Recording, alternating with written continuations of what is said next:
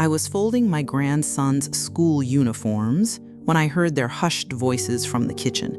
My son, Michael, and his wife, Sarah.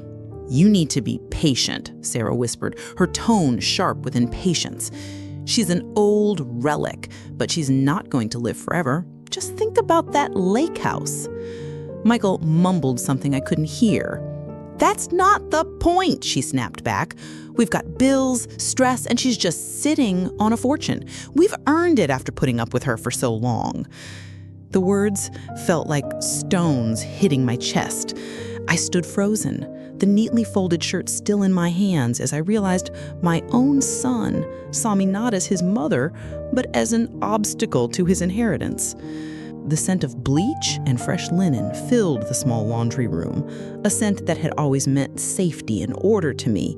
For 82 years, I had believed in this simple structure of life. You care for your family, and they care for you. My late husband, David, and I had built our lives on that principle. We built a successful business, a comfortable home, and a family we thought was anchored in love. Now, standing in the quiet hum of the dryer, I felt the foundations of my world crack. The warmth of the freshly dried clothes did nothing to stop the chill spreading through my veins. Relic. The word echoed in the sudden silence of my mind. It was a word for something you put on a dusty shelf, an object whose only value was in what it would one day leave behind. I'd been living with Michael and Sarah for 2 years, ever since a bout of pneumonia made me reconsider living alone. It was their idea. "We'll take care of you, Mom," Michael had said, his arm around my shoulder. At first, it was fine. I tried not to be a burden. I cooked the meals I always had, looked after my grandson, Leo, when they were busy, and kept to my own rooms in the evening. But slowly, things had shifted. My opinions were met with polite, dismissive smiles. My stories about the past were tolerated, not enjoyed. Sarah started referring to my furniture as vintage clutter and my routines as stuck in the past. They had started treating me like a guest whose welcome had long since expired, a silent, tolerated presence in the background of their busy lives. I had chalked it up to the stress they were under, the constant talk of bills and the pressure of their careers. I had made excuses for them. Hearing those words from the kitchen, I understood there were no more excuses to be made. This wasn't stress, it was strategy. I finished folding the laundry, my hands moving with a mechanical precision that my mind could no longer claim. Each perfectly creased shirt, each matched pair of socks was an act of defiance against the chaos erupting inside me. I placed the stacks in the laundry basket and carried it upstairs, my steps measured and silent on the creaking floorboards. I didn't cry. The hurt was too deep, too cold for tears. It was a crystalline shard of pain that had lodged itself in my heart. In the solitude of my bedroom, surrounded by photographs of a smiling husband and a son who once looked at me with love, I sat on the edge of my bed. The world I knew had ended while I was folding laundry. A new one, stark and uncertain, was beginning. And in this new world, I knew I could no longer be the trusting, vulnerable mother I had always been. I had to become something else, something stronger. The relic was about to show them its true worth. The next morning, I woke before the sun. The house was still and silent, a silence that felt different now, not peaceful, but predatory. The grief of the previous night had settled into a hard, cold resolve. I made my coffee, the familiar ritual, a small comfort in a world that now felt alien. I looked at the kitchen, the scene of my betrayal, and felt no sadness, only a grim clarity. At precisely 9:15 a.m., I closed my bedroom door, took a deep breath, and dialed the number I knew by heart. "Henderson and Associates?" A crisp voice answered. "I need to speak with Mr. Henderson," I said, my own voice steady and clear. "It's Evelyn Miller." After scheduling an appointment, a strange compulsion took hold of me. I needed to know more. I needed to see the shape and scope of their greed.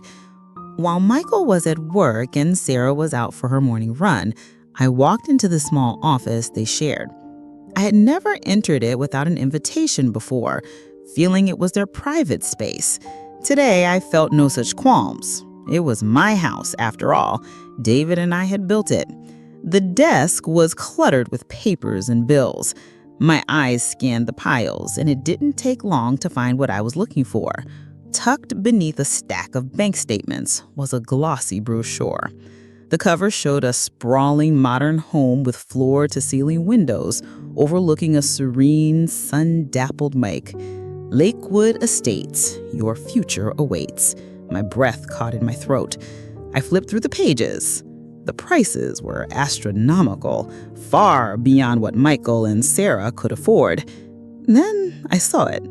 Tucked inside the brochure was a loan application form from their bank. Across the top in bold red letters was the word denied. I sank into the leather office chair, the slick brochure cold against my fingertips.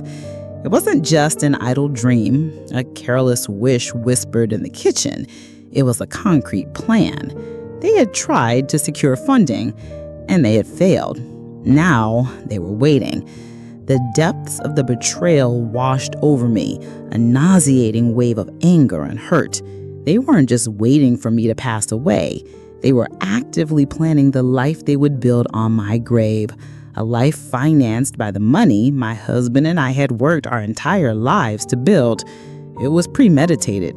Every polite smile, every feigned inquiry about my health was now cast in a sinister new light.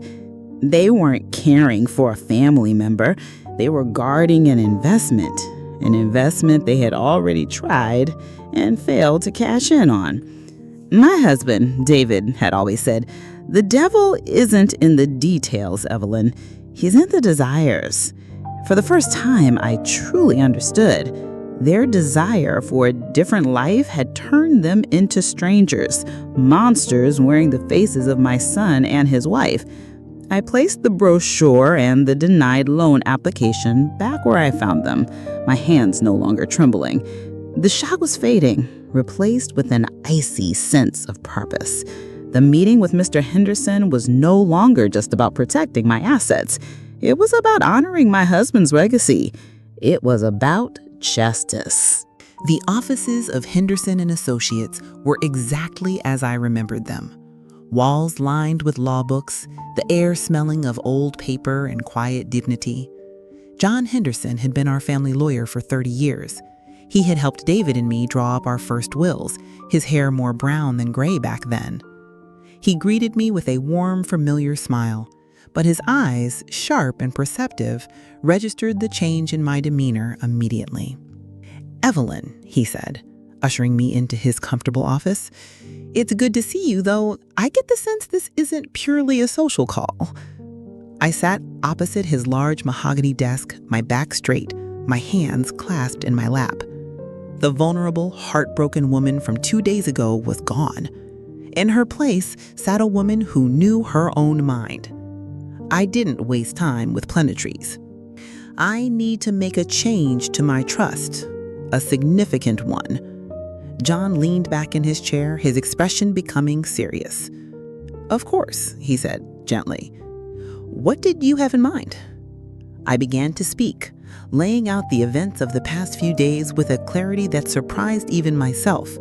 I told him about the Relic comment, the hushed conversation, the Lakewood Estates brochure, the denied loan application. I recounted the story without tears or theatrics, my voice even and measured.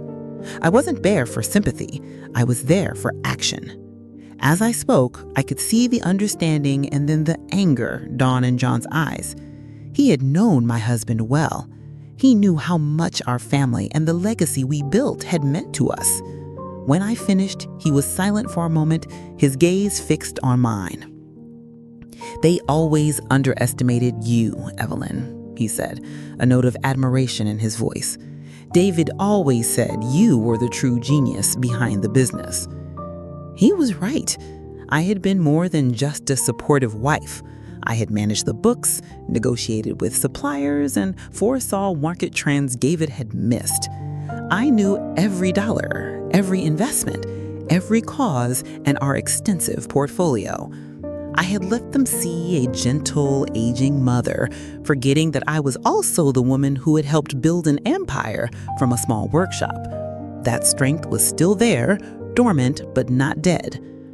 I want to amend the trust, I continued, my voice gaining strength. I want to remove Michael and Sarah as the primary beneficiaries.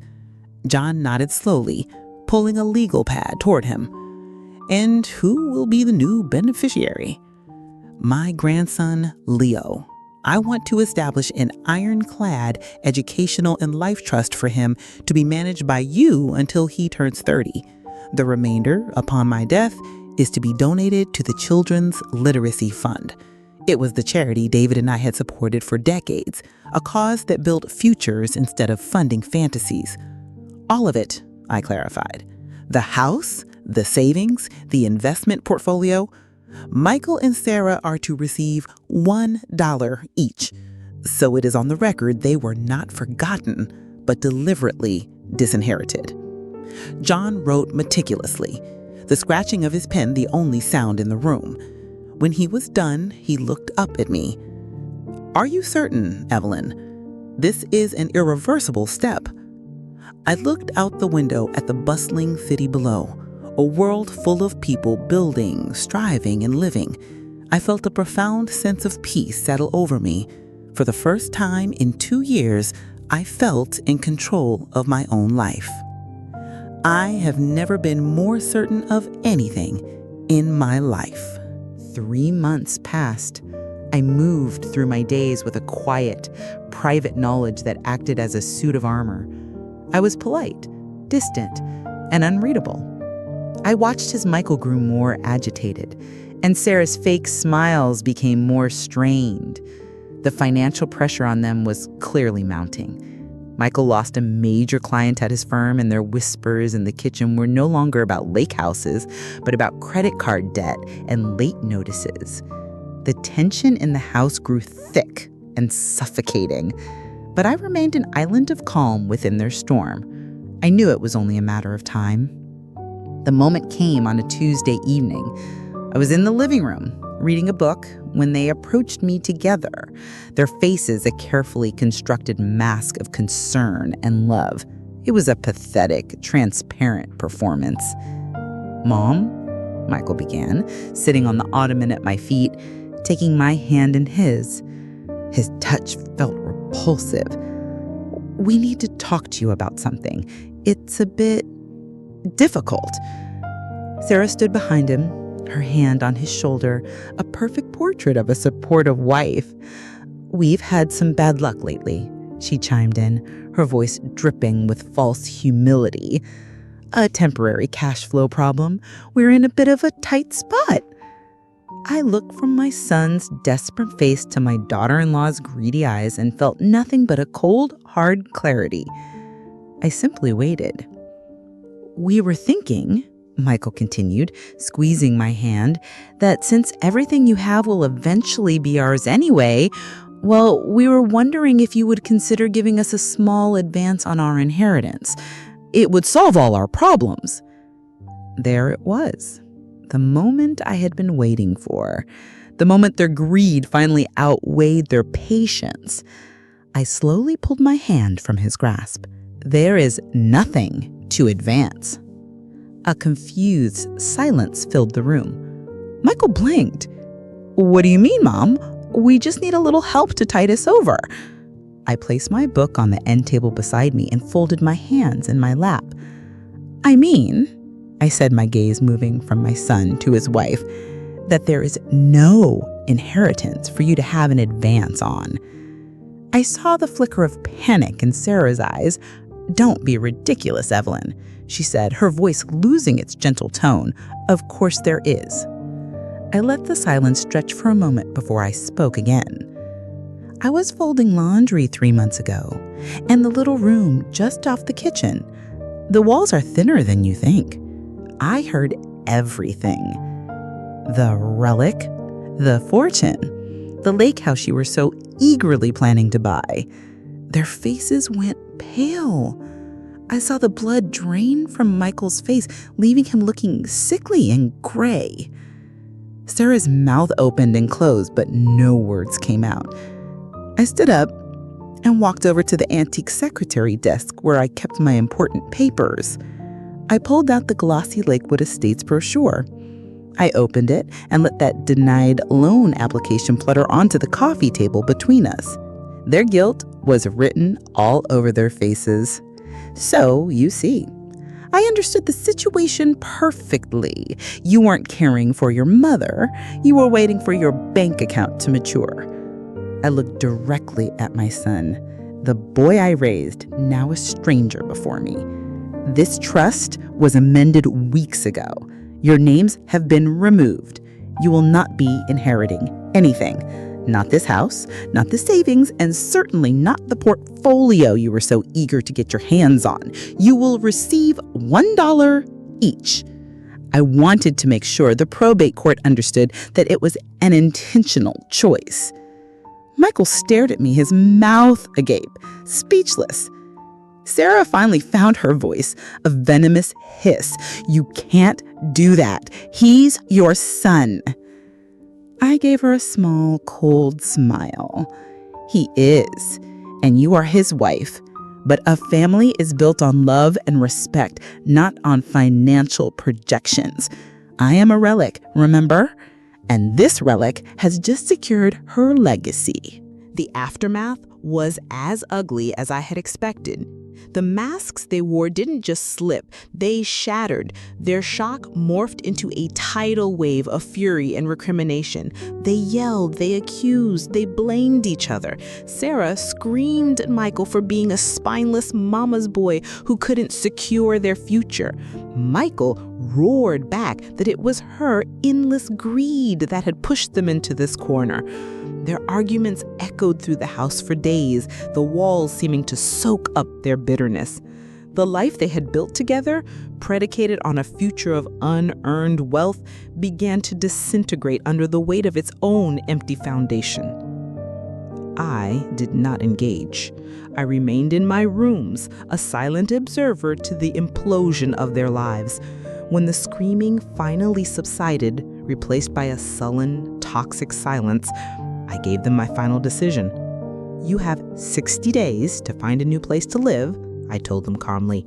This house is no longer your home. They left on a rainy Saturday in late autumn. There were no tearful goodbyes, no last-minute apologies. They loaded their belongings into a small moving truck, their faces grim and resentful. As I watched the truck pull away from the curb, I felt not triumph, but a profound and aching sadness for the son that I had lost long before he ever left my house. The emptiness he left behind was a hollow ache in my chest. But as the door closed and silence finally settled, another feeling began to bloom in its place. Peace. The house was mine again. It felt lighter, cleansed of their grasping energy. For the first time in years, I walked through its rooms and felt truly at home. My new purpose found me quickly. I devoted my time to two things: my grandson Leo and the Children's Literacy Fund. I picked Leo up from school, helped him with his homework, and filled his head with stories, not just fairy tales, but stories of his grandfather, of the values we lived by, of honesty, hard work, and integrity. I saw in his bright, curious eyes the future that I had secured. I established his trust with Mr. Henderson, ensuring that his path in life would be paved with opportunity, not entitlement. My other days were spent at the Literacy Fund's downtown office. I wasn't just a donor anymore. I was a volunteer. I helped organize fundraisers, read to children in after-school programs, and used the business acumen I had honed for decades to help them expand their reach. I was surrounded by people driven by purpose, not profit. I found a community. I found meaning. I found myself again. Sometimes I think about that night in the laundry room, the night my world broke apart. The betrayal was a wound that would never fully heal, but it was also a fire that forged me into someone new. I lost a son and a daughter-in-law, but I gained back my self-respect. I learned that true wealth isn't what you leave behind in a will. It's the legacy of strength, integrity, and love you build every day you're alive. They had called me a relic, an object waiting for its value to be realized upon its owner's death. They were wrong. My value was in living.